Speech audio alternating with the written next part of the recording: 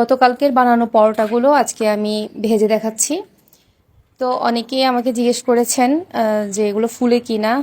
আসলে আমি যখন ভিডিওটা শেষ করি তখন আমি দেখি যে আসলে আমি এগুলোকে ফুলতেই দিইনি। এত পরিমাণ এগুলোকে খুন্তি দিয়ে চাপাচাপি করেছি, এগুলো ফুলার সময়টুকু পাইনি। আর আরেকটা ব্যাপার হচ্ছে, আজকে পরোটা বানাতে গিয়ে আমি অনেক তেল দিয়েছি। 2টা পরোটা করেছি, 2টা পরোটাতে আমি প্রচণ্ড বেশি তেল দিয়ে ফেলেছি, কারণ এত তেল তেলে পরোটা খেতে আবার ভালো লাগে না। হ্যাঁ, যদি কেউ একটু মচমচে পরোটা পছন্দ করেন তাহলে বেশি তেল দিলে ঠিক আছে। নিজে বেশি তেল দিয়ে নিজের কাছে বিরক্ত লাগতেছিল। আচ্ছা, যাই হোক, পরোটাগুলো কিন্তু ফুলে, আর আমার পরোটা অনেক পাতলা, যার কারণে বেশি একটা ফুলতেও পারে নাই। কারণ হচ্ছে তার উপর আমি খুন্তি দিয়ে যেভাবে চাপাচাপি করেছি। তবে এই পরোটাগুলো একদম সফট থাকবে। আপনি যদি বিকালেও খান, সকালে ভেজে দেখবেন পরোটা একদমই সফট। কারণ হচ্ছে এটার ভিতরে যে লেয়ারে কর্নফ্লাওয়ার দিয়েছি, এজন্য পরোটাগুলো টাইট হয়ে যায় না।